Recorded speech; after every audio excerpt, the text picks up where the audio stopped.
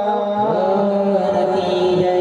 बुद्धेश्वर भगवान की जय। अवधूत दत्तात्रय भगवान की जय। नरसिंह सरस्वती स्वामी महाराज की जय। श्रीपाद वल्लभ भगवान की जय। अक्कलकोट निवासी पूर्णदत्त अवतारी तिवर्य स्वामी राजाय नमः।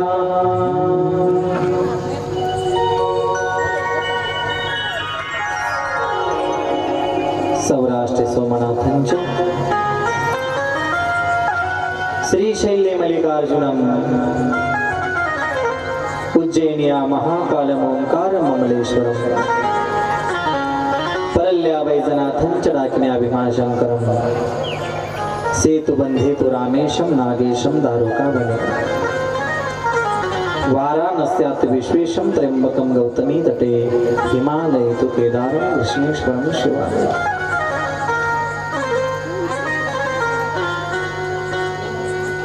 अखिल कोटी ब्रह्मांड नायक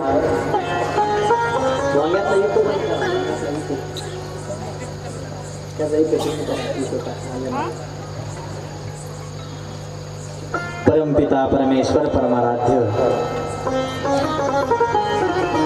देवादिदेव महादेव यांचं पुण्य पावन चरित्र भगवान शिवाचं त्या ठिकाणी वाङ्मयीन प्रतिरूप असणार भगवान शिवच त्या ठिकाणी ग्रंथाच्या रूपानं त्या ठिकाणी विराजमान गेल्या 2 दिवसापासून म्हणजे काल त्या ठिकाणी आपण ग्रंथाला सुरुवात केली, प्रारंभ केला। आज कथेचा द्वितीय दिवस आणि या द्वितीय दिवशी त्या ठिकाणी तुम्हा सर्व श्रोते मायबापांच्या चरणावर शिरसाष्टांग प्रणिपात। भगवान दत्तात्रयाच्या कृपाछत्राखाली भगवान बुद्धेश्वराच्या या पुण्य पावन श्रीला भूमीमध्ये मठाचे महंत परमस्नेही परमार्थ प्रेमी असणारे आमच्या हरिभक्त परायण दत्त कृपांकित आमचे श्री गणेशजी महाराज यांच्या निमंत्रणानं तिसऱ्याही वर्षी त्या ठिकाणी शिवपुराण करण्याचा योग माझे सर्व मंचासीन कलाकार मंडळी हरिभक्त परायण शिवप्रसाद महाराज, आदरणीय आमचे विजय महाराज, आदरणीय आमचे महेश महाराज, आदरणीय आमचे लखन महाराज आणि गोड साऊंड सिस्टम असणारे आमचे त्या ठिकाणी भैया महाराज व आमचे शंकर महाराज आणि व्हिडिओद्वारे त्या ठिकाणी चित्रफित करणारे आमचे त्या ठिकाणी मुळे भैया असतील, आमचे भोगे भैया असतील आणि ज्यांच्यामुळं त्या ठिकाणी आज शिवपुराण कथा होते असा त्या ठिकाणी आमचा फुलारे परिवार आणि तुम्ही त्या ठिकाणी सर्व उपस्थित होते मायबाप आणि ज्यांनी त्या ठिकाणी या कथे करता या सप्ताह करता सर्वांचं त्या ठिकाणी आतूनात योगदान असणारे सर्वांच्या चरणावर व्यासपीठा करून दंडवत प्रणिपात। आज कथेचा द्वितीय दिवस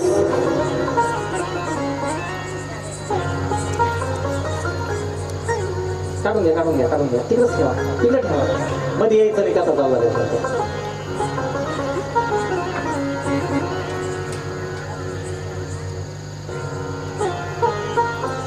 जरा स्वयंसेवक मंडळींनी काळजी घेत जा। एकदा कथा चालू झाली मी कालही सांगितलं मध्ये कोणी यायचं नाही। स्वयंसेवकांनी असं केलं तर कसं होईल? बोलिए पार्वती परमेश्वर भगवान की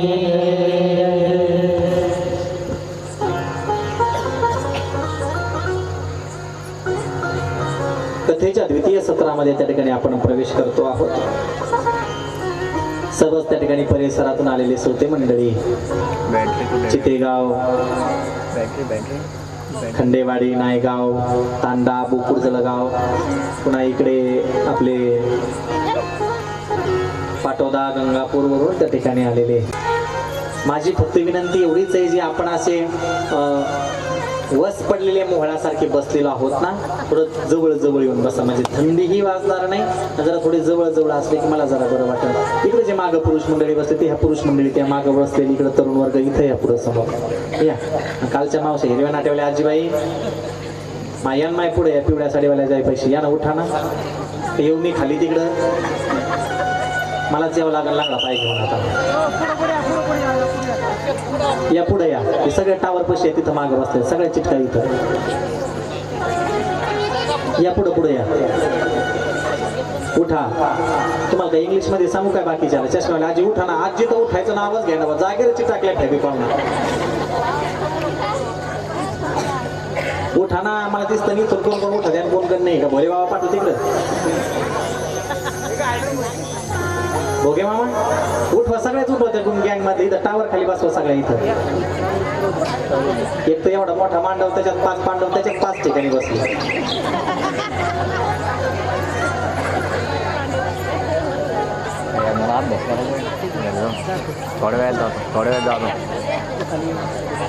त्या का आता तोंड पाया चालायला सांगितले मी, तोंड नाही. मंगलम पुंडरीकाक्षो मंगलाय तनोहरि.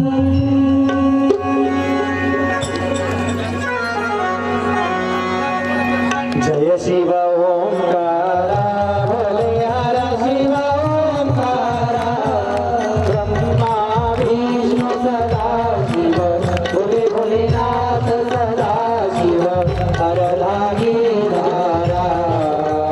ओम हर हर हर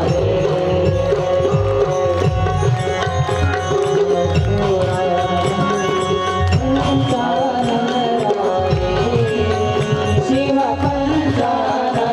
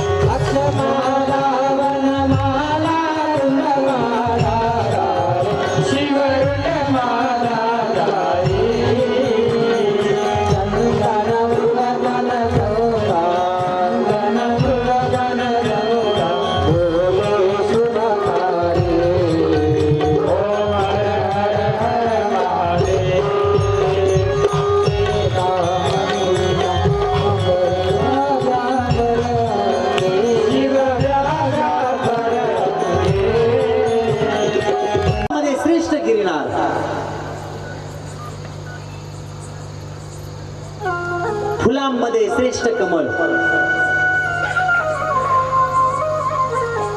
पानांमध्ये श्रेष्ठ बिल्वपत्र,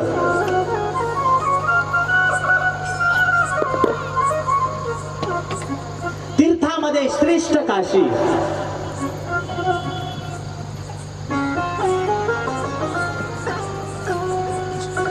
देवांमध्ये श्रेष्ठ त्रिदेव आणि पुराणामध्ये श्रेष्ठ शिवपुराण. 18 पुराण त्या ठिकाणी रचना व्यासांची आहे. तर शिवपुराणाचं काही ज्ञान अलौकिक आहे. सर्व ग्रंथ त्या ठिकाणी व्यासांनीच निर्माण केलेले, सर्व ग्रंथ पूजनीय आहेत, सर्व ग्रंथ वंदनीय आहेत, सर्वांचं अनुकरण करण्यासारखं आहे. परंतु भगवान शिवाचा हा जो ग्रंथ आहे ना, हा आपल्यावर फक्त आणि फक्त कृपा करण्याकरता आहे. रामायणानं आपल्याला जगावं कसं त्या ठिकाणी शिकवलं बरं का. रामायण काय शिकवतं आपल्याला? माणसानं जगावं कसं. हमें निज धर्म पर चलना सिखाती रोज रामायण. हमें निज धर्म पर चलना सिखाती रोज रामायण.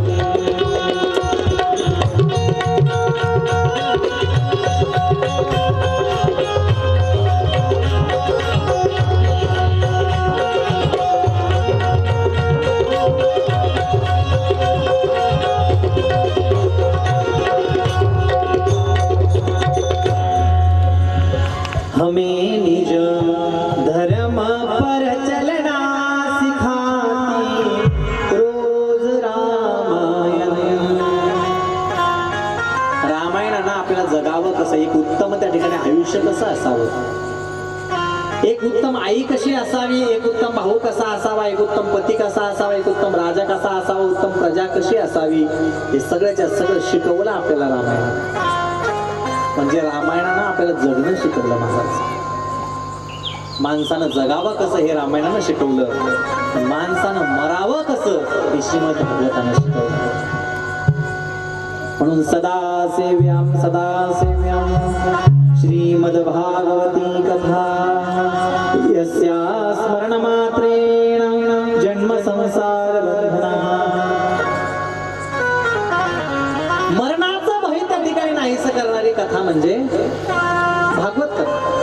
म्हणजे मरावं कसं भागवतानं शिकवलं राजा परीक्षितीच्या चरित्रामध्ये, जगावं कसं रामचंद्राच्या चरित्रानं शिकवलं, आणि माणसानं उत्तम भक्ती कशी करावी हे आपल्याला शिवपुराणानं शिकवलं. माणसाची भक्ती कशी असावी, शिवाला कसं प्राप्त करावं हे आपल्याला शिवपुराणानं शिकवलं. नाहीतर रामायणामध्ये आपल्याला प्रभूच्या मर्यादेच्या लीला बघायला भेटतात. चरितम रघुनाथस्य शतकोटी प्रविस्तरम एक एक अक्षरम पुंसां महापातकनाशम.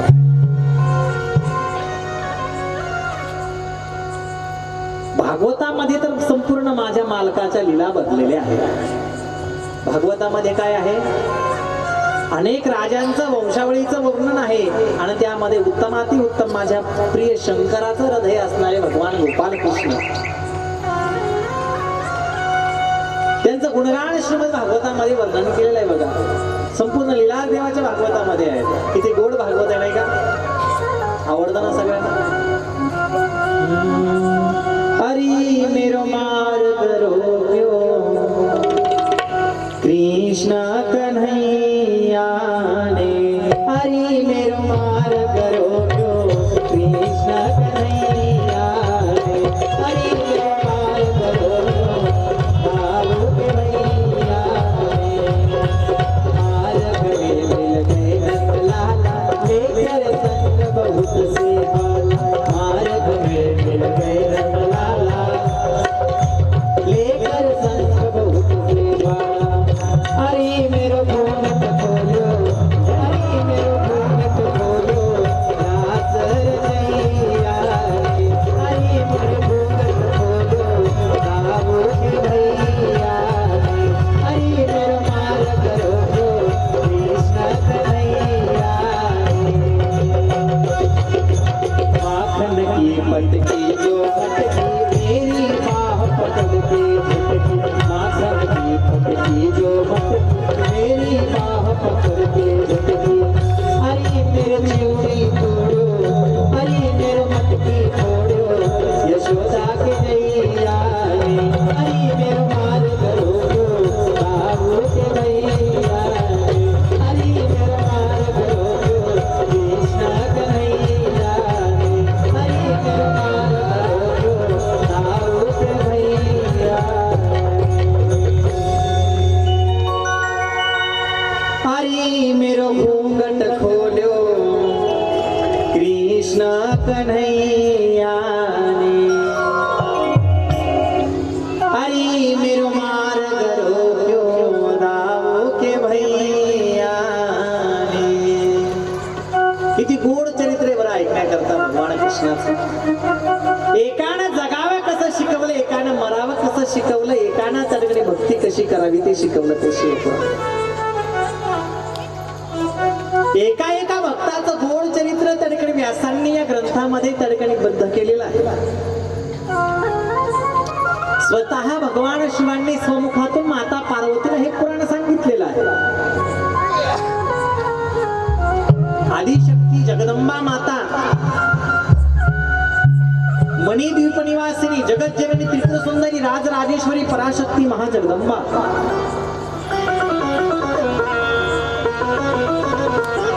जिनं त्या ठिकाणी संपूर्ण जग जन्माला घातलेला आहे ती आदिशक्ती. ती आई भवानीला, माता भगवान माताजीला स्वतः त्या ठिकाणी हे पुराण वर्णन करून सांगतात.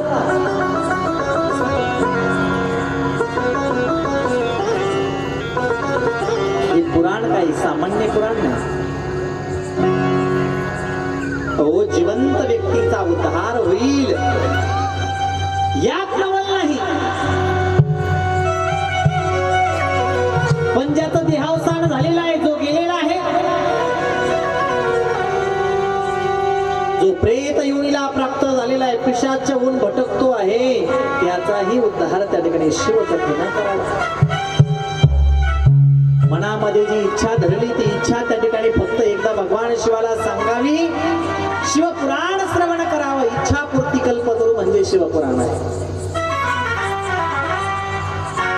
शिवपुराण काही सामान्य ग्रंथ नाही. सृष्टीचं समग्र तत्वज्ञान ज्यामध्ये भरलेलं आहे. कधीतरी वाचा, कधीतरी अभ्यासा, कधीतरी ऐका. आता मला सांगा, तुम्ही आजूबाजूला एवढे खेडे आहेत का? एवढ्या सगळ्या गावामध्ये फक्त एवढेच लोक आहेत का? पण शहाणा तो धनी घेतो येथे. शहाणा तो धनी घेतो येथे. आणि बाकीच्यांची गत कशी माहिती का? पापाची कळप पडते पुढे. ते इथपर्यंत येऊ शकत नाही का? क्योंकि भोले के दरबार में वही आता है, महाकाल के शिवपुराण में बस वही आता है जिसे मेरा नंदी वाला बुलाता है. इथं फक्त ज्याला भगवान नंदीश्वर ज्याला बोलवतात तोच या धर्ममंडपामध्ये येऊ शकतो. बाकीच्यांना इथं बसण्याला अधिकार नाही.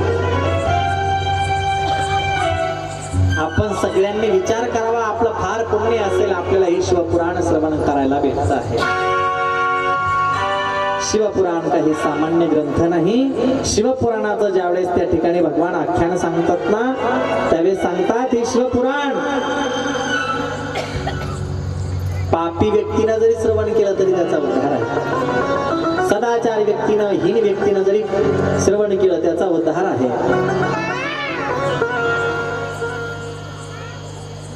बरं का?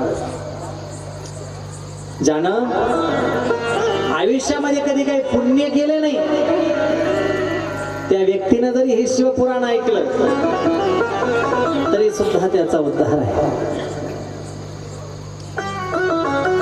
मग आपण एवढे बसलेले निश्चितच पुण्यवान आहोत.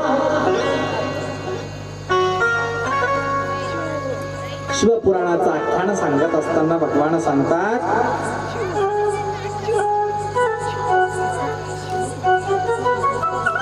त्यांना शांत करा, कथेमध्ये विक्षेप होऊ देऊ नका. कथेमध्ये मनाचं चरित्र ज्यावेळेस वर्णन करून सांगतात, शिवपुराणाचं आख्यान सांगताना,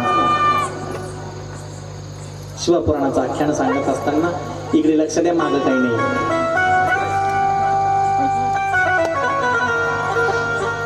इथं लय मोठा खर्च करून बाबा आणला, इकडे बघा.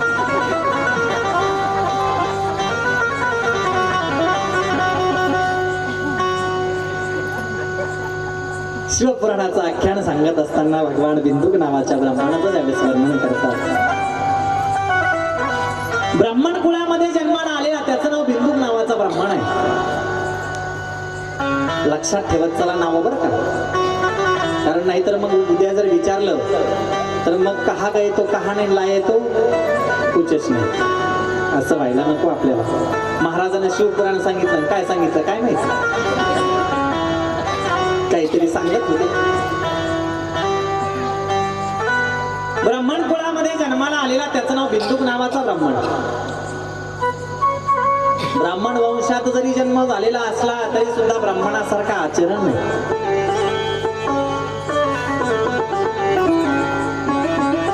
जरी ब्राह्मण कुळात आलेला जन्माला असला तरी सुद्धा ब्राह्मणाचं पहिलं कर्म आहे की त्यानं त्रिकाल संध्या करावी. कधी त्रिकाल संध्या करत नाही, कधी वेदाचं पठण नाही, कधी यज्ञ यादाई कर्म नाही, कधी प्रभूचं नाव सुद्धा मुखावर येत नाही. ब्राह्मणाच्या नावावर कलंक जन्माला आला. आणि माणूस सांगून जाईल, जन्माला ज्या वंशात आला त्याच्यापेक्षा तो जन्माला कोणत्याही वंशात येऊ द्या, तो वागतो कसं, त्याचं आचरण कसं हे महत्वाचं. एखादा उच्च कुळामध्ये जन्माला येऊन सुद्धा तुझं नीच पद्धतीची त्याची वागणूक असेल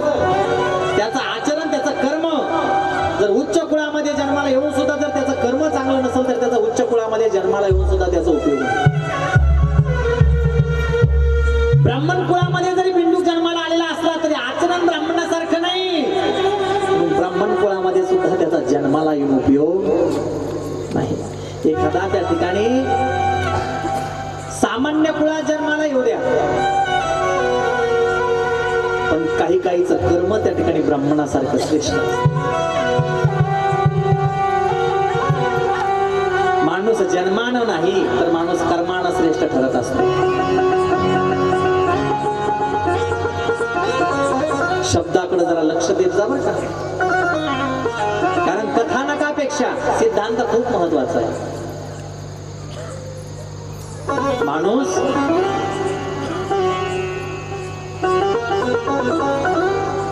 जन्माना नाही तर मनुष्य कर्माना श्रेष्ठ होत असतो. कारण कर्म त्या ठिकाणी खूप महत्वाचे आहे. माणसाच्या कर्मामध्ये संतांच्या कर्मामध्ये तोच तर फरक आहे. आपण कोणतंही कर्म केलं आणि संतांनी कोणतंही कर्म केलं त्याच्याकरता नाथरायांनी एक संध्यामध्ये वर्णन केलेलं आहे बघा. संतांनी कोणतं जरी कर्म केलं लखनदादा तर त्यांच्याकरता सहज कर्मे ती झाली ब्रह्मार्पण,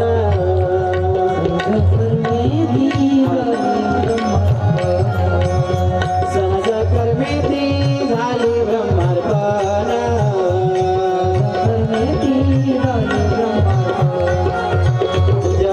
जननो हे अवघा जनार्दन, ऐसे ऐकता निवते साधू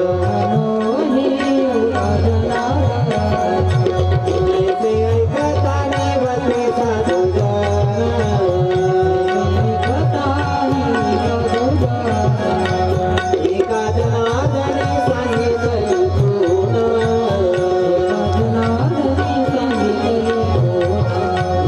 झाली संध्या संदेह माझा,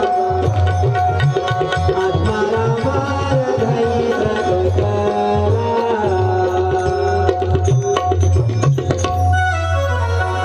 सहज कर्मे ती झाली ब्रह्मार्पण, जन नोहे अवघा जनार्दन, ऐसी ऐकता नेवती साधू जन, एका जनार्दननी सांगितली गुण, झाली संध्या संदेह माझा गेला.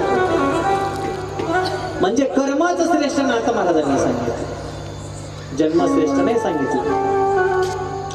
जर जन्मच श्रेष्ठ सांगितला असता तर मग आजामिळ सुद्धा ब्राह्मण कुळात जन्माला आला पण कर्मानं श्रेष्ठ ठरला. रावणही ब्राह्मण कुळात जन्माला आला पण कर्मानं श्रेष्ठ ठरला.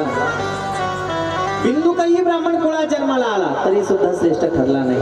त्याच्या व्यतिरिक्त बघा, पिंगला नावाची दाशी होती, वैश्य कुळामध्ये जन्माला आली. कोण पिंगला? दैवी हे श्याम गुणमयी, जी स्वतः त्या ठिकाणी तिचं भागवतामध्ये वर्णन आलेलं आहे बघा. ती पिंगला नावाची त्या ठिकाणी जी वैश्य आहे,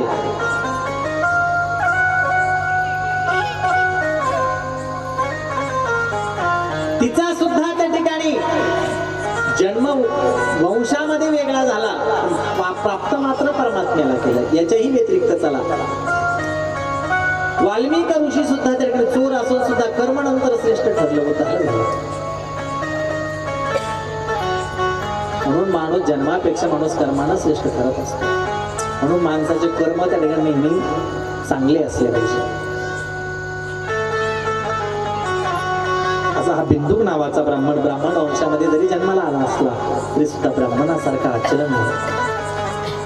सगळ्या प्रकारचे पाप त्यानं करावी. कोणती? द्युतम च मासम मदिराश वेश्या मृगयात चौर्यम परदार सेवा. द्यूत त्या ठिकाणी खेळावं म्हणजे जुगार खेळावा. जुगार फार मोठं पाप सांगितलं बरं का. आपण जुगार खेळतो ना, पूर्वी फक्त एकच जुगार होता भोगे मामा. कोणता? काय म्हणतात त्याला तुम्हाला माहित नाही म्हणा, पण मग एरवी पूर्वी फक्त एक जुगार होता, ते पत्ते खेळायचे. त्याच्यानंतर ते मटका का फटका ते एक आलं. आता ऑनलाईन आलं, ऑनलाईन जनी रमी आहो ना महाराज. ऑनलाईन सुद्धा जुगार खेळता यायला लागला.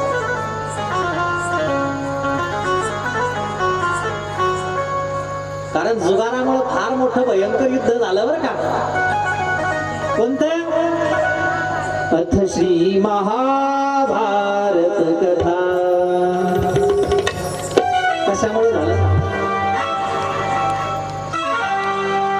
जुगारामुळे झालं ना.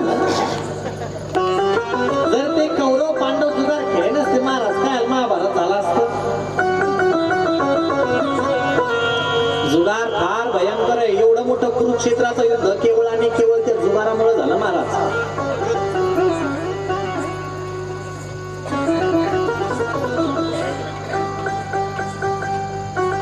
जुगार अतिशय वाईट.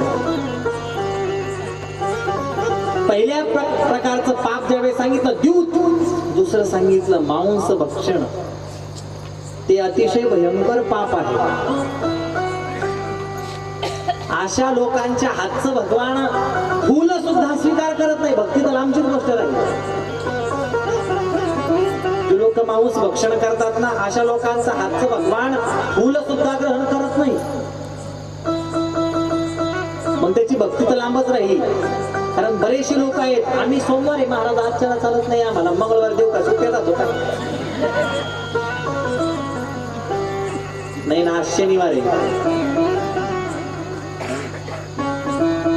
आणि सगळेच वार भगवंतांना तयार केले. आपल्याला रविवारी सुट्टी असते तशी का देवाला असते का? भगवंताचा 24 तास आपल्यावर नजर आहे. सीसीटीव्ही कॅमेरा चालू आहे आपल्यावर. जसा एखादा सोनार एखादा दुकानदार जसं दुकानामध्ये बसतो आणि त्याचे सीसीटीव्ही कॅमेरे चालू असतात. कोणत्या फ्लोअर मध्ये काय चालू आहे किंवा कोणत्या खोलीमध्ये काय चालू आहे, कोणता ग्राहक काय करतोय, कोणता ग्राहक काय करतोय, विकणारे काय करतात, घेणारे काय करतात, तसं तो सेट गादीवर बसून सगळं पाहत असतो. तसा हा सेट सुद्धा वर बसलेला आहे. त्यानं सुद्धा आपल्याला 24 तास कॅमेरा लावलेला आहे. त्याला माहितीये काय काय केलंस भल्या माणसा देवाला सार कळतैर. काय काय केलंस भल्या माणसा देवाला सार कळतैर. काय काय केलंस भल्या माणसा देवाला सार कळतैर. काय काय केलंस भल्या माणसा देवाला सार कळतैर. पाप करोनी पापी मन हे सैरा वैरा कळतैर. पाप करोनी पापी मन हे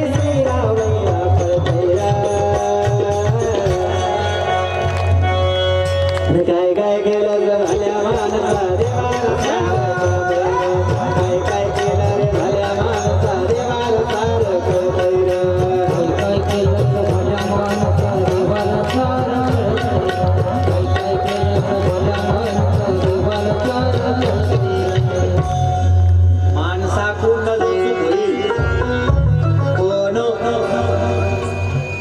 परमात्म्याची मुनगीवर सुद्धा नजर आहे बरं का. माणसं तर लांबच राहिलं. मागच्या आवाज येतो व्यवस्थित?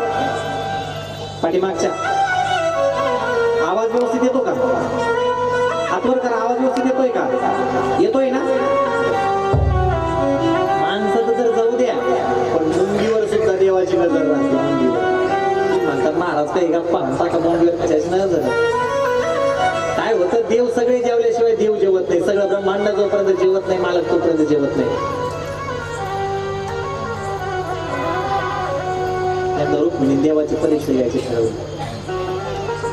रुक्मिणी मातेने काय केले मुंगी घेतली. मुंगी कळती ना आपली चावती ती आपल्याला मुंगी मुंगी ती मुंगी घेतली रुक्मिणी मातेनं. एक काडीची पेटीची डबी असते का तशी डबी घेतली आणि त्याच्यामध्ये ती मुंगी ठेवली. ती काडीची डबी बंद केली. तिला पुन्हा एक डबी ठेवली. तिला पुन्हा एक डबी ठेवली. तिला एक डबी ठेवली. पुन्हा रुमालात बांधली. पुन्हा मोठ्या रुमालात बांधली आणि ती मुंगी बंद करून एका संदुकात ठेवली. देवाला जेवण्याकरता ताट वाढलं. रुक्मिणी देवाची परीक्षा घ्यायची ठरवली.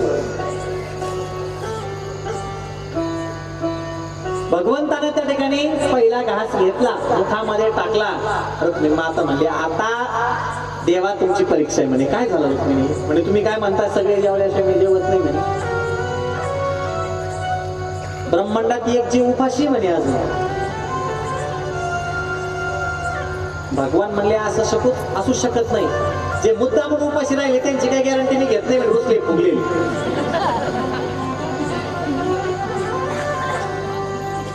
पण मी निर्माण केलेल्या सृष्टीत तरी माझ्यापर्यंत अजून असं आहे की अजून कोणी उपाशी नाही म्हणे. नाही म्हणे देवा, तुम्ही जेवलात म्हणे घास मोडला, पण अजून एक जीव उपाशी म्हणे सृष्टीमध्ये. रुक्मिणी दाखव म्हणे मला.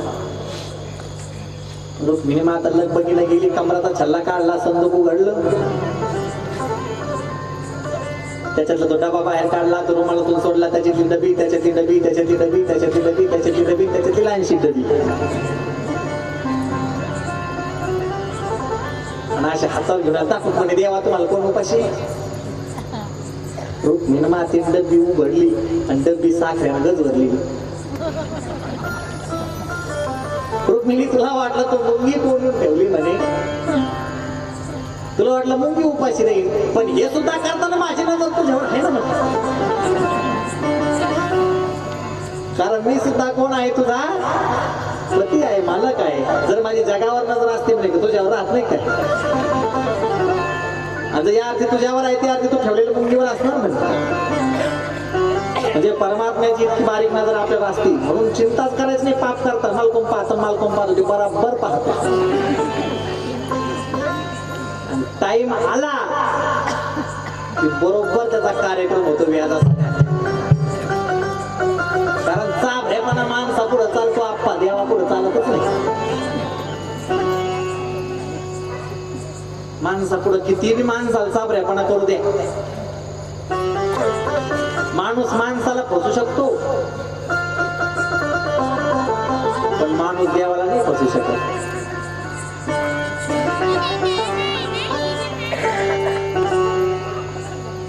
आतापर्यंत असा जन्मालाच आला नाही त्याला फसवणार. आपला एक एक शब्दाचा आणि एका एका वागण्याचा हिशोब त्याच्याकडे लिहिलेला आहे बरं का.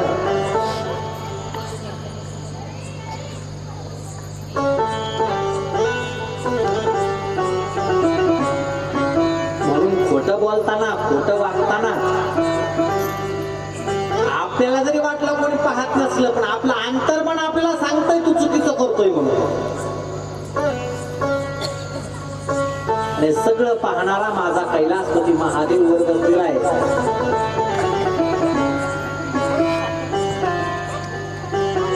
स्वरातून नका घालू सांगतो.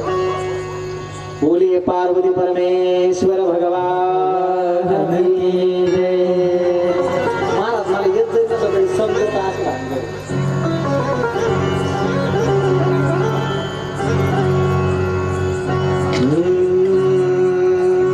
बोलिये पार्वती परमेश्वर भगवान की जय. मला सांगायचं एवढं कर्म कोणतं, द्यूतमच्या मासम मदिना.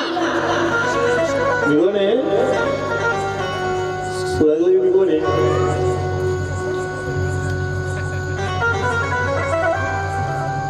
भाव आहे का?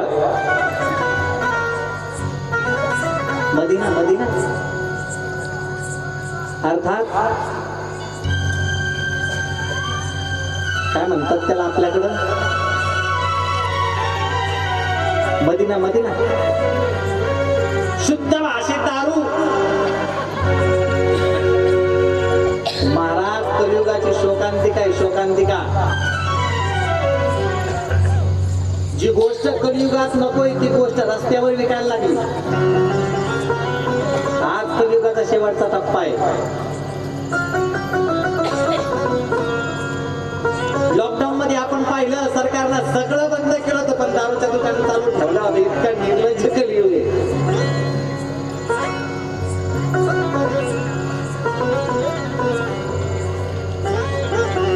मदिना म्हणजे दारू, हे सुद्धा महापाप सांगितलेलं आहे. अहो काही काही लोक असे माळकरी माळकरी लोक महाराज ते खात नाही पण पितो म्हणजे. असे माळकरी ना भरत चौकात उघडे कोण हल्ले पाहिजे, खात नाही पण पितो कधी मध्ये. त्याच्यामुळे महाराज हे माळकरी लोक चांगले लोक यांच्यामुळे बदनाम व्हायला लागले. बरेच लोक आम्हाला म्हणतात महाराज तुमचं काय खरंय, तुमचे माळकरी लोक लबाड झाले म्हणे. तसं माळकरी लबाड झाले, लबाड आहे ना माळा घातला. खरा माळकरी लबाड असू शकत नाही. ते लबाड याच्यात आले तर त्याला काय करावं आम्ही?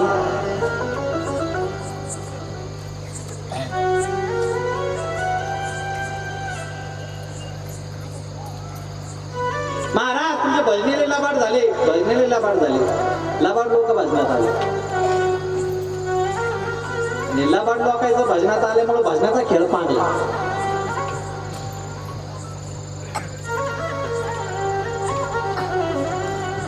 मदिना द्युतम जमासम मदिना शवेशा. परस्त्रीकडे त्या ठिकाणी खूप आवडीनं बघणं, वैश्यावृत्तीचा अवलंब करणं, चोरी करणं हे काही महापाप सांगितले. सगळ्यात बसत होता, सगळ्या गटात बसत होता. कोण? बिंदू नावाचा ब्राह्मण. याच्यातलं एक नाही, सगळ्या अटी होत्या तेवढ्या सगळ्या मान्य होत्या बिंदूनाकडे. सगळ्या प्रकारची पाप केली, पापच उरलं नाही करायचं. ब्राह्मण वंशात जन्माला आला म्हणून माणूस ज्या वंशात आला, त्या धर्मात आला, त्याचं आचरण करणं, त्याच्यासारखं वागणं हे त्या माणसाकरता त्या ठिकाणी त्या धर्माचं आचरण करणं अत्यंत महत्वाचं आहे. ते त्याचं कर्म आहे, ते त्यानं निस्वार्थपणे करावं, काटेकोरपणानं वागावं. काटेकोरपणानं त्या ठिकाणी आपण कोणत्या वंशात आलो जन्माला याला किंमत नाही, पण ज्या वंशात जन्माला आलो त्याच्यासारखं आचरण आपण करावं. पण त्याची पत्नी त्या ठिकाणी फार पतिव्रता होती. तिचं नाव काय? 2 वर्ष झाले शिवपुराण ऐकत आता घेऊ तोंडात तुमच्या पुढे. बिंदुक नावाची ब्राह्मण, त्याच्या पत्नीचं नाव चंचुला. ती चंचुला नावाची त्याची पत्नी अतिशय त्या ठिकाणी असणारी पतिव्रता आहे, महान पतिव्रता आहे. तुकोबरायाने सांगितलं, तुका म्हणे पतिव्रता आणि तिची देवावरी सत्ता. पतिव्रता माऊलीचं लक्षण त्या ठिकाणी पुढे आपण बघू. पतिव्रतेचं ज्यावेळेस आख्याने अणुसायाच्या आख्यानामध्ये पतिव्रतेचा उल्लेख आहे त्यावेळेस बघू आपण. ही चंचुला अतिशय पतिव्रता. बऱ्याच ठिकाणी तसंच राहतो. तिचा मालक बेवडा, ती घरची बाई एकदम चांगली संसारिक असते, देव करणार असते. पण हे धराचं राहतं.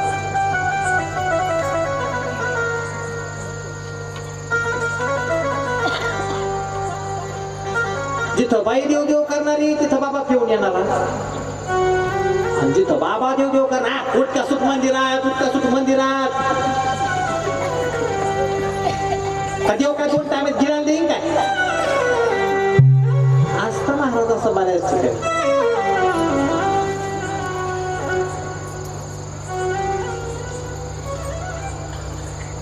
कोठे काही एक आहे, एक नाही. मग ही थऊर फट झालं होतं लखन महाराज. कर्म धर्म संयोगाने तुम्हाला माळकरी घेतली दिली, चांगलं झालं.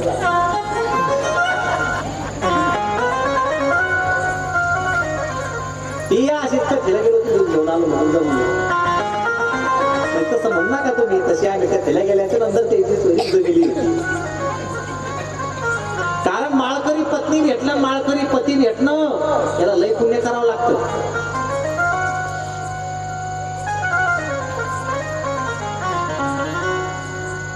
पतिव्रता माऊली होती चंचुला. त्याच्या प्रत्येक कामामध्ये त्या ठिकाणी त्यानं आडवं यावं कर्म करताना, पण तिचं कधी त्यानं ऐकलं. काही सांगताना त्यांचं ऐकलं पाहिजे, त्या चांगल्या सांगा. त्या संसारात हिताच्या गोष्टी चांगल्या कळतात त्यांना. कोणला? मुख्यमंत्र्याच्या बहिणीला. एवढ्या बारीक पडत मला वाटतं निवडणूक आल्यात ना, त्याच्यातल्या काही घड्या काय केलं मधी? केवायसी 4 चाकीवाल्या, तिच्या मालकाला सरकारी नोकरी आहे, 2 लाखापेक्षा तिचं वर्षाचं उत्पन्न जास्त आहे, त्या चाळणीतून खाली काढायला.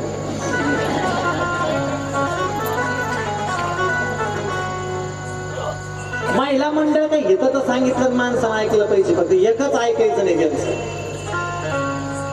कोणतं? तुम्हा सांगते वेगळं निघा आणि वेगळं निघून संसार बघावं, वेगळं निघून संसार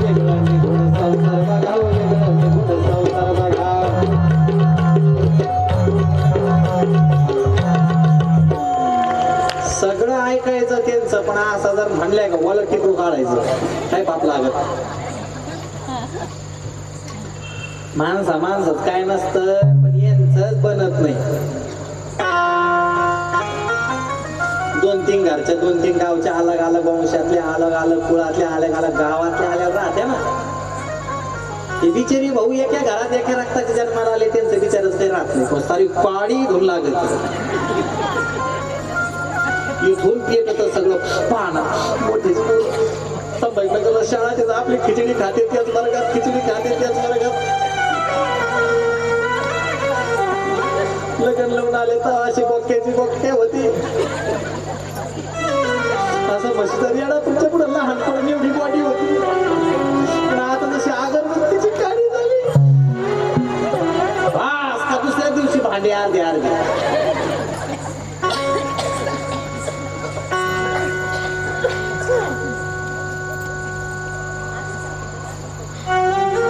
ज्यान केला असं त्याला बरोबर लागत.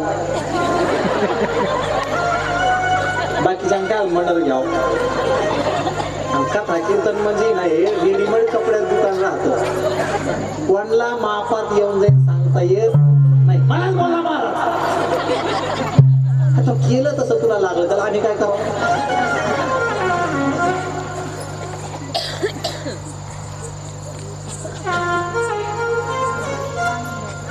ऐकलं नाही चंचुलेचं. जर ऐकलं असतं चंचुलीचं तर उद्धार झाला असता लवकर बिंदुकाचा. ऐकला असता मंदोदरीचा उद्धार झाला असता रावणाचा. ऐकला असतं लवकर त्या ठिकाणी रत्नावलीचा लवकर तुळशीदास झाला असता. थोडा उशीर धावा पण झाला. बिंदुक नावाचा ब्राह्मण अतिशय त्या ठिकाणी पाठवला.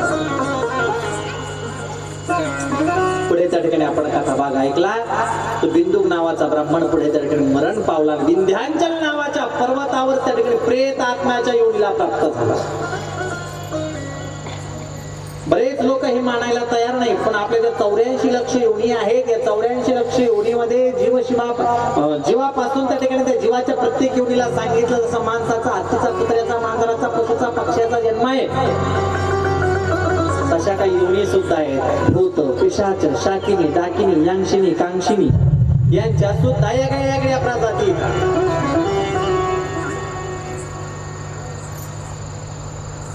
हाडळणी वेगळ्या,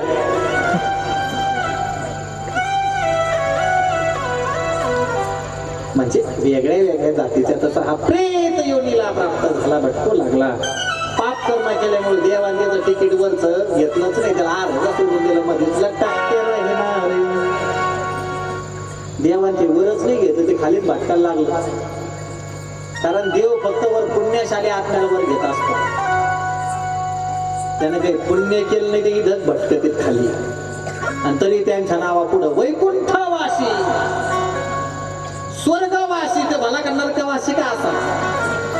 आता आम्हाला कधी कधी कीर्तनाला वर्ष श्राद्धाच्या 10व्याच्या 13व्याच्या कीर्तन जर गेलं बळजबरी आम्हाला तर कैलासवासी म्हणावंच लागत. जरी ते कैलासाला नसलं गेलं तरी म्हणावंच लागत. आता करता काय जवळ नारळ घेतो म्हणावंच लागत.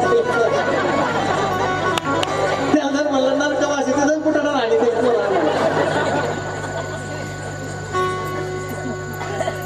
त्याने भलं काम चांगले केलं नाही. भले लोकांच्या सोयरी की मोडले, लोकांचे पांद कोरले, महाराज लोकांची निंदा केली. आमची तर करूच नाही बुवा. हरिभक्ताची करू नाही निंदा. एक अक्षर जरी हरिभक्ताची निंदा घडली एखाद्याला पुढे येईल तो आपला विषय.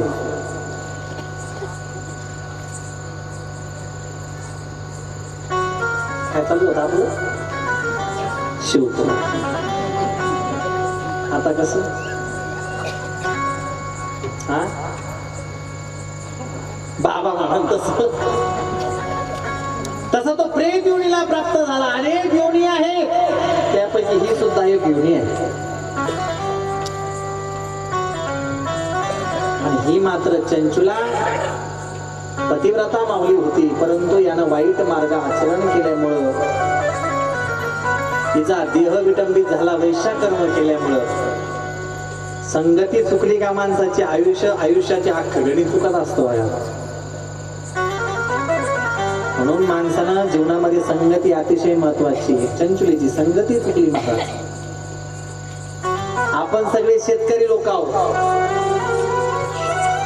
आपल्या सगळ्यांच्याला आपल्याला द्राक्ष माहिती आहेत ना? द्राक्ष, अंगूर. मला ते छावा पिक्चर पाहिल्यापासून त्या अंगुराचा लयच कंटाळा यायला लागला होता.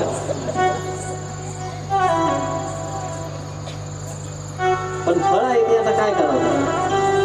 शंकर महाराज, त्या अंगुराचा वेल असतो का किंवा असा कडुलिंबाच्या झाडाखाली लावा आणि तो येला असा काढून द्यावा झाडांना वर, आणि त्याला मस्त असे द्राक्ष आले. त्या कडुलिंबाचे द्राक्ष महाराज इतके गोड लागतात खायला.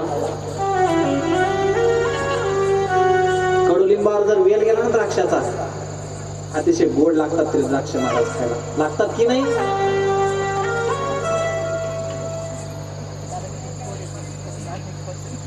कडुलिंबावर जर वेल गेला द्राक्षाचा, किती गोड लागतील ते खायला? नाही लागणार महाराज. तरी सुद्धा काही माळ डोलू राहील. द्राक्षाचा वेल लिंबावरी गेला, कडू कशानं झाला? संगतीनं. त्या लिंबाच्या लिंबोळ्या कडू लागते का तितके ते द्राक्ष कडू लागते? कशामुळं? संगतीत लिंबाच्या गेले ना. त्याच्या विरुद्ध बघा तुम्ही, चंदनाचं झाड असतं. चंदनाचं आपण चंदनाची अगरबत्ती, चंदनाची साबण, चंदनाची समिधा ज्यावेळेस वापरतो यज्ञाकरता म्हणावं, चंदनाचं लाकूड जाळलं की संपूर्ण परिसर असा सुगंधित होतो. आणि ते चंदनाचं झाड फुलागे दादा जर का कधी बोरीच्या झाडाशेजारी लावलं, आता बोर यायला लागले पहा, त्या बोरीच्या झाडाशेजारी जर चंदनाचं झाड लागलं, तुम्ही ते वाळल्याच्या नंतर ती बोर तोडा, त्या बोरीचं लाकूड जाळा. जसा चंदनाच्या लाकडाचा सुवास येतो तसा त्या बोरीच्या लाकडाचा वास येतो. कशामुळं?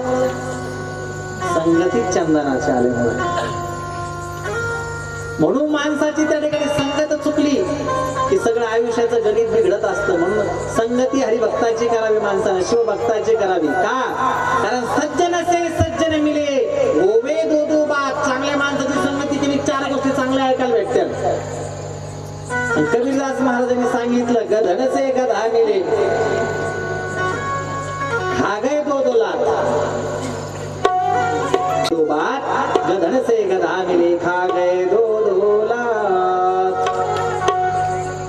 गाढवाला गाढव भेटलं की सोयी भेटत नाही, एकमेकाला असा आहे ते गाढव. सज्जनाला सज्जन भेटला, राम राम करतो, जे हरी करतो, शिवशरणात करतो, एकमेकाच्या विचाराची देवाणघेवाण होते. एखाद्या गायच्या पोल्याला चुने डबी संपावते, त्याला गायच्या पोला घेतो नाही दिवसभर.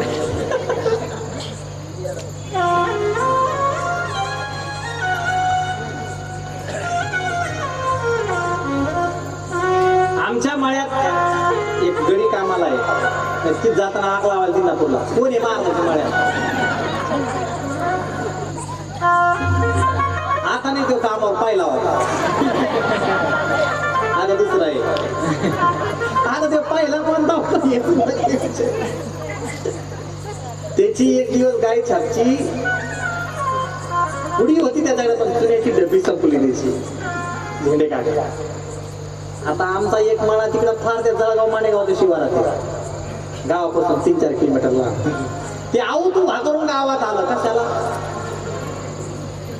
त्याला कोणी भेटलंच नाही ते या राळामध्ये चुन्यामध्ये. सगळे बिना तबकवालेच भेटले. म्हणून माणसाला सज्जन कधी तुटू नये आणि दुर्जन आयुष्यात कधी भेटू नये. संगती चुकली चंचुलीची. परिणाम गावातल्या नगरातल्या लोकांनी, शहाण्या लोकांनी म्हणतो आता नगरात राहू नको म्हणून काढून दिलं नगराच्या बाहेर. अनान्न दशा झाली, हताश झाली, उदास झाली. चंचुला फिरू लागली महाराज. कोणी खायला अन्न द्यायना, कोणी प्यायला पाणी देईना. भटकता भटकता एका अरण्यामध्ये गेली. अरण्यामध्ये गेल्याच्या नंतर भुकेच्या लालसेनं त्या ठिकाणी भटकंती करू लागली. त्या अरण्यामध्ये सुंदर असं त्या ठिकाणी शिवालय होतं महाराज, शिव मंदिर होतं. आणि त्या शिव मंदिरामध्ये बघितलं असले आपल्यासारखे अनेक श्रोते त्या ठिकाणी तिथं बसलेले होते. आणि एक ब्राह्मण देवता व्यासपीठावर बसून त्या ठिकाणी भगवान सांब सदाशिवाचं चरित्र अर्थात शिवपुराण वर्णन करून सांगत होते. चंचुलीने तो समाज बसलेला बघितला. चंचुला म्हणली माझं शरीर पापी आहे, त्या देहानं फार पाप केलेलं आहे, मंदिरामध्ये जाण्याची त्या ठिकाणी मी काय आहे अभागी आहे, मी जाऊ शकत नाही.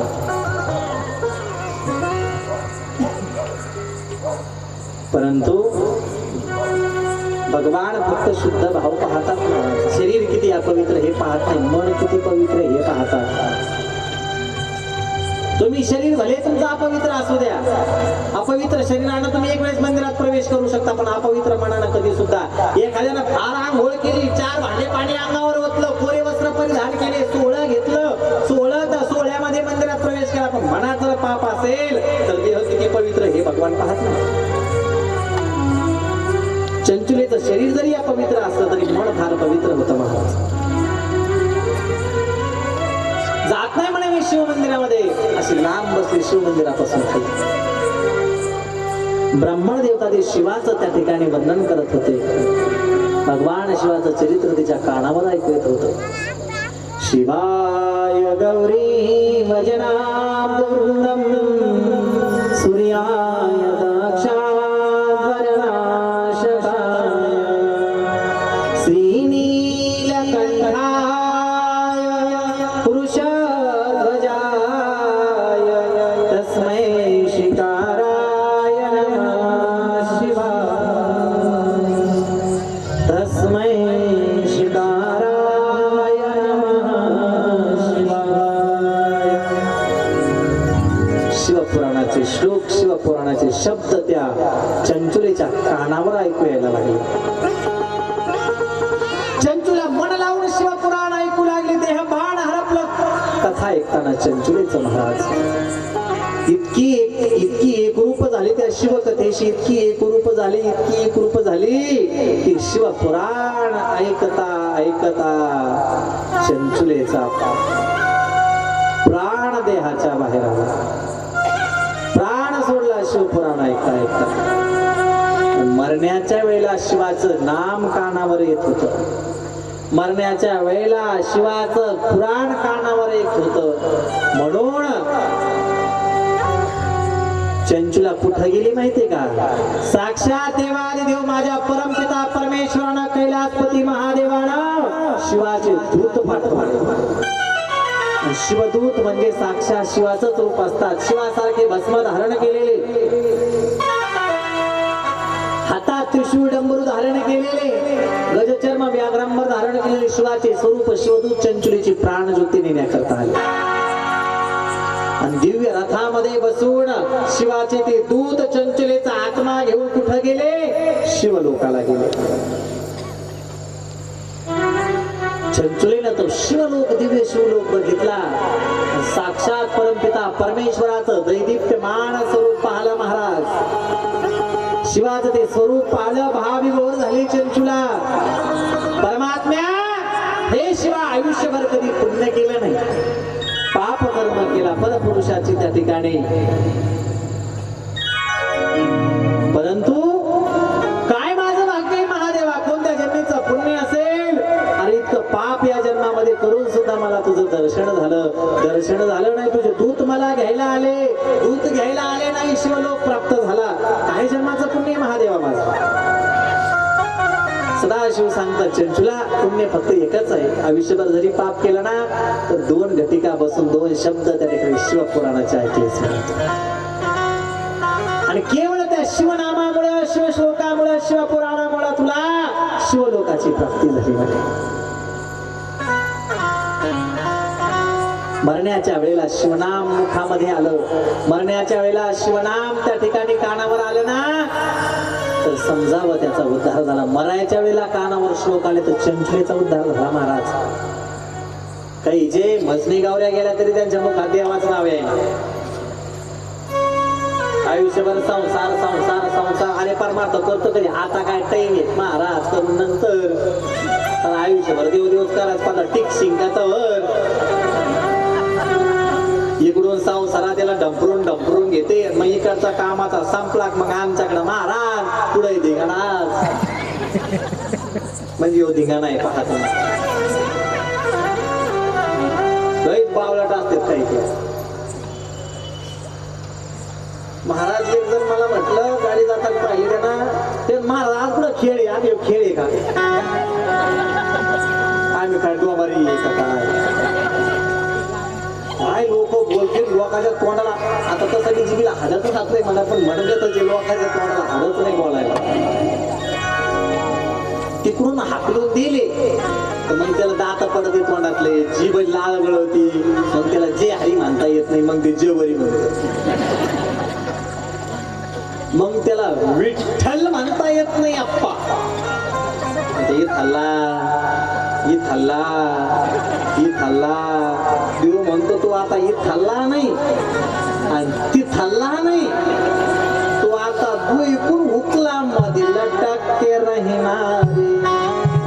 तू संसारातून हुकला, प्रपंचातून हुकला. जेव्हा परमार्थ करायचा तेव्हा केला नाही ना, आता तू रिटायर झाल्या इकडे आला मग इकडं हुकला. तू गंमत तू इकडून हुकली म्हणजे जवळ शरीरात प्राण होता तोवर परमार्थ केला नाही आणि आता तो सर टाकीतलं डिझेल संपलं मग इकडे आला म्हणून.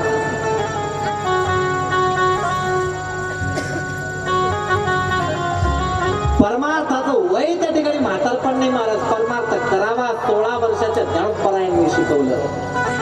परमार्थ करावा 5 वर्षाच्या ध्रुव बाळानं शिकवलं.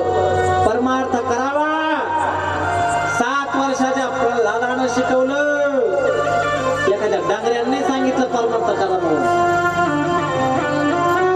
संप्रदायाची पाया उभारणीच्या ज्ञानोबरायांनी केली. ती अवघ्या 16व्या वर्षामध्ये विश्वाचं तत्वज्ञान जगासमोर ठेवावं. जे खळांचे व्यंकटी सांडो त्या सत्तर परती वाढो. त्या ज्ञानोबरायांचं वय काय महाराज, ज्या वयात आपल्या लेकराला नाकाचा शेंबूड पुसता येत नाही सोयीचा.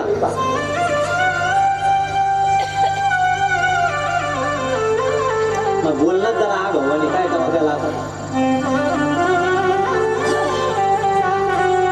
पण अशा लोकांना टाळत सरकतो ना. 16 वर्षाच्या ज्ञानोबरायाने शिकवलं भक्ती कशी करावी. 80 वर्षाच्या म्हाताऱ्यांनी सांगितलं महाराज देवाला आहे ना टवटवीत फुलं आवडते. अशी फुलं कसं आवडतं देवाला, असं टवटवीत आवडतं. सुकलं टवटवीत फुल देवाला आवडतं. असे हाराचे फुलं कसे टवटवीत येतं असे फुलं देवाला आवडतात. असे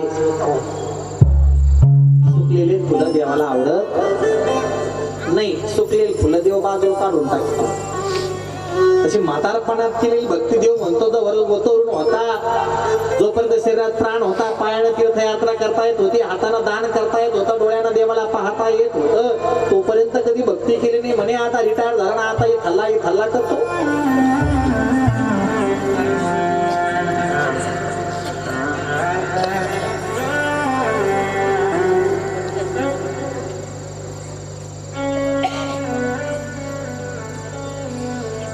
म्हणून त्या ठिकाणी माणसानं भक्ती करत असताना कोणत्याही वयाची मर्यादा नाही.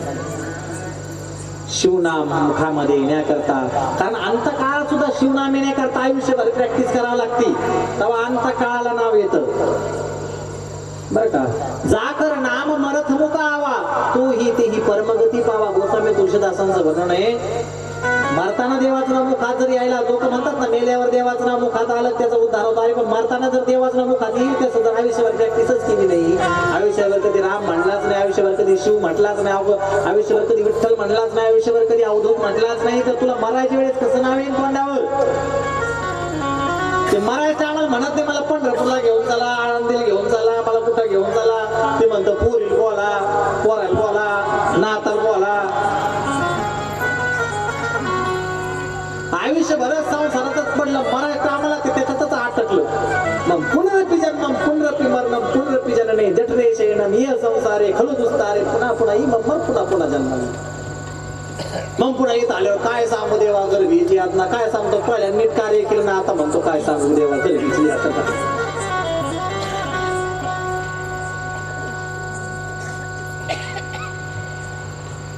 आयुष्यभर प्रॅक्टिस करावं लागतं देवाचं नाव तोंडावर येण्याकरता. पाऊस आला, शिटू तुटायला लागले का.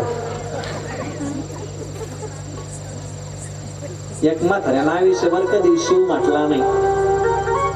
पण लोक पोरं म्हणले यानं कधी देवच नाव तोंडावर घेतले नाही म्हणजे मीला त्याचा उद्धार तरी कसा होईल म्हणून. पोरानं काय केलं ते मरायला लागलं, अन्न पाणी घ्यायला ते कधी जाईल म्हणून सांगता येत नाही, पण असे काही दिवस जात नाही.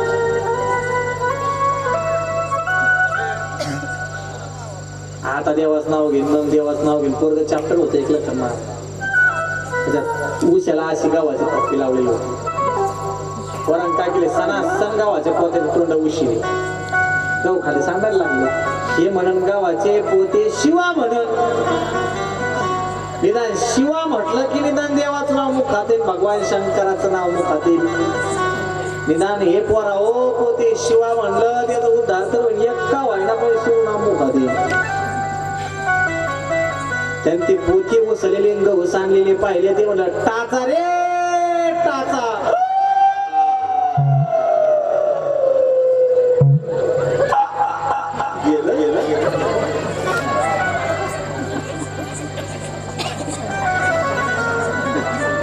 टाचा म्हणलं टाचा पण शिवा म्हणलं नाही.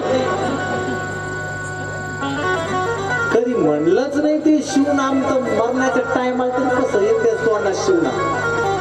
त्याच्याकरता आयुष्यभर प्रॅक्टिस करावं लागते. तू पूर्वजन्मीचं पुण्य आहे, ती पूर्व या जन्मामध्ये पतिव्रता होती, त्यामुळे तुला शिवपुराण ऐकायला भेटलं आणि शिवपुराण ऐकता ऐकता तुला मरण आलं म्हणून तुझा उद्धार झाला, तुला शिवलोक प्राप्त झाला.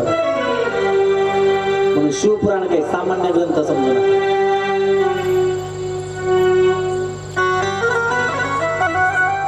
चंचूला अनेक दिवस शिवलोकामध्ये राहू लागले. आदिशक्ती माता पार्वतीचे दासी होण्याचं भाग्य तिला प्राप्त झालं महाराज. आणि पार्वतीची सेवा करू लागली. आणि एक दिवस उदास बसली पाहिलं माता पार्वतीनं. पार्वती माता म्हणली, चंचूला आज अशी उदास पाहून बसली बाई म्हणे. हा एवढे चांगले वाजिणारे इथं, एवढा चांगला सिस्टम वाला आहे, एवढा चांगला सांगणारा महाराज आहे, तरी तो तोंड पडलं म्हणे. लखन महाराज गोड वाजितो, विजू महाराज गोड वाजितो, पारसाद महाराज चांगला वाजिते, महेश महाराज चांगली म्हणजे तरी अशी चंचलाल म्हणली माता पार्वती आज होतास का, आता अशी बसली का म्हणे, तुझ्या चेहऱ्यावर त्या ठिकाणी प्रसन्नता का नाही म्हणे. ते केळ घेऊन गेला तर आता शिकाचा आला बापा. संभ सदा शिव भगवान की जय.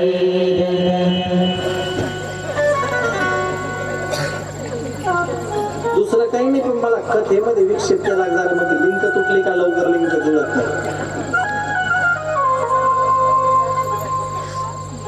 सांग म्हणे काय झालं. तिने आई साहेब माझा उद्धार झाला नाही, पण मी ना माझ्या मालका करता उदास आहे म्हणे. माझे मालक कोण?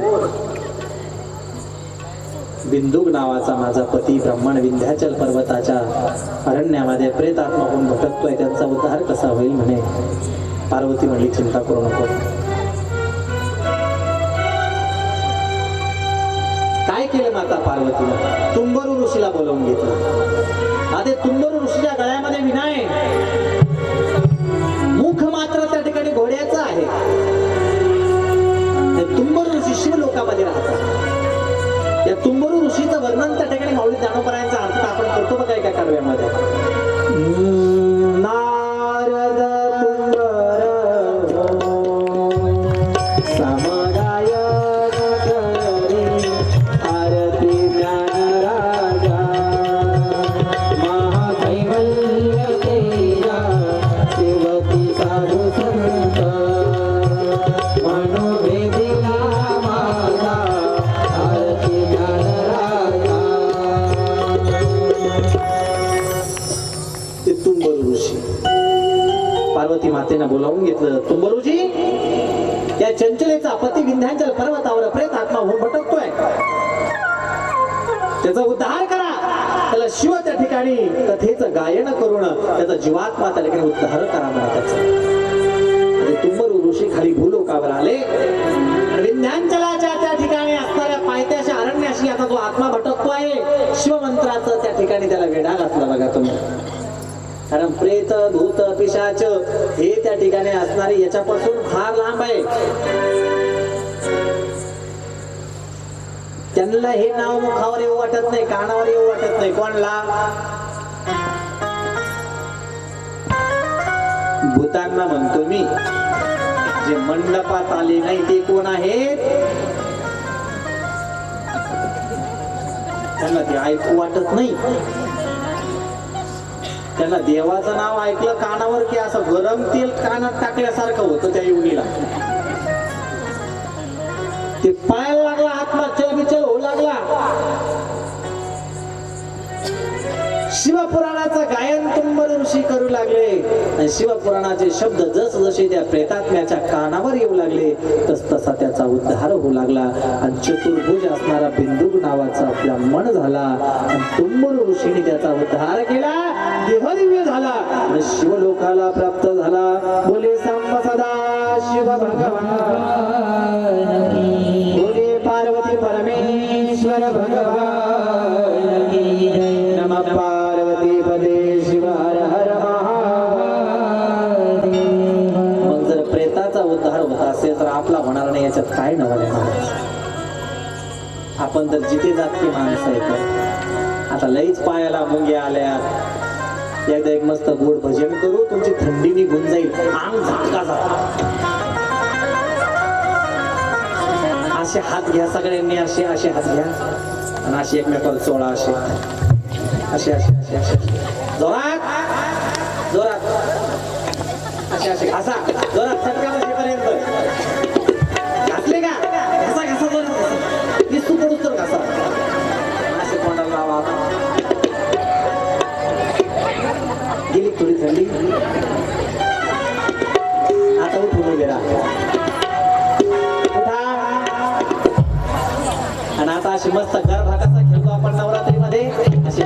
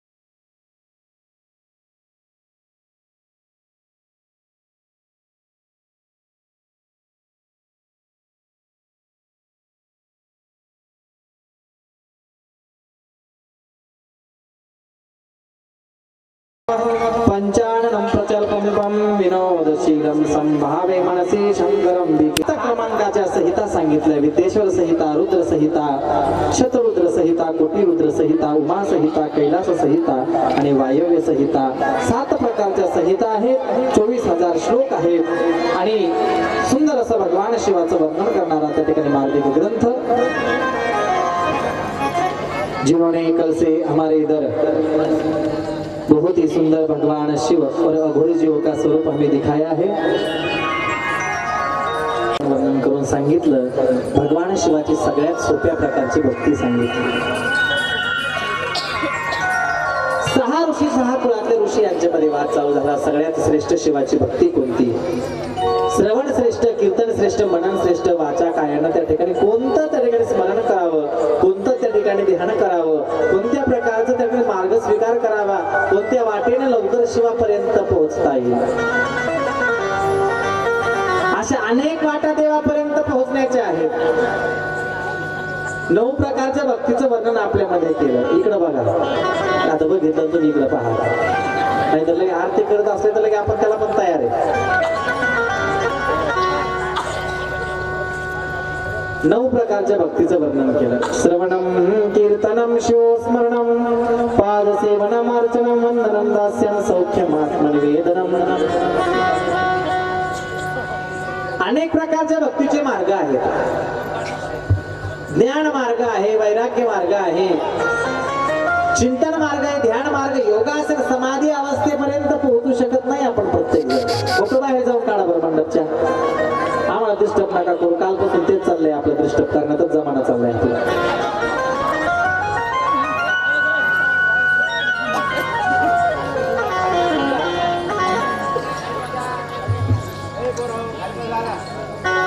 काही मार्ग आहे शिवप्राप्तीचे. ध्यान मार्ग आहे, ज्ञान मार्ग आहे, योग मार्ग आहे. योग मार्गाने परमात्म्यापर्यंत जाता येतं. जसं त्या ठिकाणी ज्ञानोबा आहे. ज्ञानराज माझी योग्यांची माऊली. योग मार्गाने ज्ञानोबरायाने त्या ठिकाणी परमात्म्याला प्राप्त केलं. वैराग्य मार्गाने त्या ठिकाणी लक्ष्मणाने प्रभूची सेवा केली.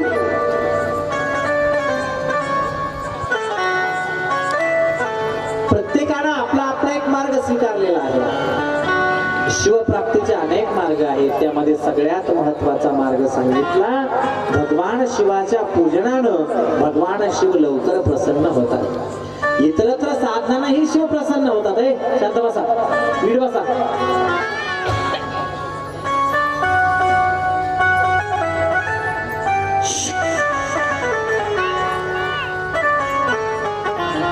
इतरत्रही मार्ग भगवान शिवाच्या प्राप्तीचे आहेत. पण शिवपूजन हा मार्ग त्या ठिकाणी अत्यंत महत्वाचा सांगितला. मग देवतांनी प्रश्न केला त्या ऋषींना. म्हणे सगळ्या देवांच्या त्या ठिकाणी असणाऱ्या मूर्तीची पूजा होते, भगवान शिवाच्या का बरं शिवलिंगाची पूजा होते? मग असं विचारलं. सांगितलं शिवलिंग त्या ठिकाणी भगवान शिवाचं निर्गुण स्वरूप आहे. पिंड म्हणजे भगवान शिवाचं संपूर्ण स्वरूप निर्गुण स्वरूप आहे. ज्या शिवलिंगावरती 31 कोटी देवता प्रकारच्या देवता राहतात. माता पार्वती, भगवान गणेशजी, कार्तिक स्वामी, अशोका सुंदरी नावाची कन्या त्या शिवलिंगावर राहते. 4 कन्या जलाधारीवर राहतात. भगवान शिव मध्य स्थानावर, रुद्र स्थानावर राहतात. मग हे शिवलिंग कसं प्रकट झालं? ज्यावेळेस जेव्हा कोठीची नव्हती, काही चंद्र सूर्य तारे नाही, त्यावेळेस भगवान शिवाचं शिवलिंग प्रकट झालं होतं. त्यावेळेस त्या ठिकाणी शिवलिंग प्रकट झाल्याच्या नंतर ब्रह्मा आणि विष्णू यांच्यामध्ये वाद झाला. कोण श्रेष्ठ, ब्रह्मा श्रेष्ठ की विष्णू श्रेष्ठ? त्या दोघांच्या वादामध्ये ज्यावेळेस त्या ठिकाणी भगवान शिव स्तंभ आकारामध्ये प्रकट झाले, त्या रात्रीची रात्र शिवरात्र, रात्री 12 वाजता भगवान शिव स्तंभाच्या रूपाने, अग्निस्तंभाच्या रूपाने प्रकट झाले. हे ब्रह्मदेव, हे विष्णू, तुमच्या दोघांमध्ये त्याकडे जो वाद चालू आहे श्रेष्ठत्व, दोघांमध्ये तोच श्रेष्ठ आहे जो अगोदर या शिवलिंगाचा अंत पाहून येईल. आणि मग ब्रह्मदेव वरच्या दिशेने गेले, भगवान विष्णू खालच्या दिशेने गेले. ब्रह्मदेव त्या ठिकाणी 7व्या स्वर्गावर गेल्याच्या नंतर त्यांना तिथं केवड्याचा पुष्प दिसलं. भगवान विष्णू खाली तळाच्या दिशेने गेले, त्यांना त्या शिवलिंगाचा अंत सापडला नाही. ब्रह्मदेव खोटं बोलू लागले. महाराज ब्रह्मदेवाने त्या केवड्याला सांगितलं, केवढा खाली शिवलिंगाजवळ गेलं की तिला खोटी ग्वाही द्यावी लागेल. प्रस्ताव घेता तुला हो म्हणावं लागेल. तेवढ्या म्हणलं याच्यात माझा काय फायदा आहे, कारण खाली पृथ्वीवरची लोक काहीतरी फायदा असल्याशिवाय माणसाला गोड बोलत नाही. आणि आपल्याकडे तेच आहे बघा, जोपर्यंत माणसाचा फायदा निघून येत नाही इतकं गोड बोलते समोरच्या माणसाला. लबाड जातीचे लोक असतात काही फक्त आपला फायदा काढूस तर या माणसाचा कसा वापर करता येईल इतकं गोड बोलतात माणसं. मग एकदा का काम झालं जाय आपलं मातीत तिकडे. असे पृथ्वीवरचे लोक आहे. असं केवढा म्हणला बरं का कोणला, ब्रह्मदेवाला. तुमची खालची जमात नाही बेकारी म्हणे माणसाची. आता मला खोटं बोलायला लावतो म्हणे ब्रह्मदेवाचा अर्थ तुझा काहीतरी फायदा असला पाहिजे. ब्रह्मदेव म्हणजे काय नाही, श्रेष्ठत्वावरून वाद चालू आहे म्हणे. आता काही काही लोक असे असतात, आप मरे सो मरे यजमान को लेके मरे. चार चौघाला आपण डुबलो चालत पण चार चौघ घेऊन डुबलं पाहिजे. एकट्याचे नको जायला. चार चौघाचे गेले की बेशी एखाद्या बँकेवाला पळून गेला, एकट्याचे गेले तर जरा दुःख वाटतं. चार चौघाचे हेगाडे सोबती आपल्याला कोणी खरं आहे का नाही. एकट्याचे पैसे बँकेवाल्या लुटून नेऊन द्या बरं, दुःख वाटतं की नाही. आणि चार चौघाचे बरोबर गेले तर दुःख जरा कमी होतं माणसाचं.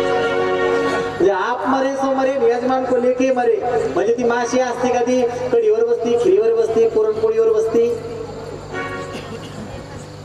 ती माशी जर आयत कदाचित अन्नाच्या मार्फत पोटात गेली, ती माशी तर मरतीच मरती. पण ज्यानं जेवण केलं त्याला उलट्या करून करून करून करून मार. याला म्हणायचं माशीच्या जातीचे लोक. आपलं वाटोळं झालं चालत पण चार चौघाचं आपल्या बरोबर झालंच पाहिजे, तर त्यांना माझ्या वाटत. मग त्याला सोबत चाफायला घेतलं. दोघ जण खाली आले. भगवान विष्णू आले. ते सत्य बोलले, मी शिवलिंगाचा अंत बघितला नाही. भगवान शिवाला आनंद झाला. आणि मग ब्रह्मदेव खोटं बोलले म्हणून भगवान शिवाने त्यांचा तिरस्कार केला. खोटं बोलणारे शिवाला काय कोणत्या देवाला आवडत नाही. मी पहिलंच सांगितलं, खोटं बोलायचं चांगलं पाठ आहे तुमचं.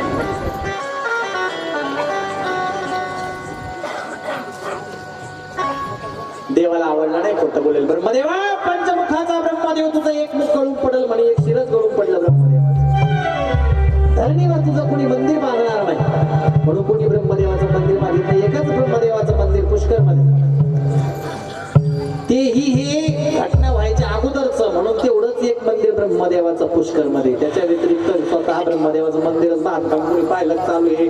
ब्रह्मदेवाच्या मंदिराचं बांधकाम चालू आहे. सर्व हाताला मदत पाहिलं कुठं ब्रह्मदेवाचं मंदिर कोणी बांधित नाही. महाराज शिवाचा श्राप प्राप्त झालेला.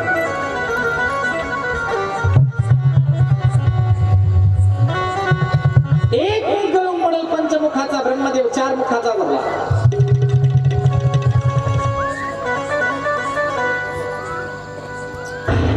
चाफ्याला केवढ्याला श्राप दिला. तुम्ही दोन याच्या नादीला खोटं बोलले म्हणून माणसाला कोणाच्या नादी लागून आपलं वाटलं करून घेऊ नये महाराज.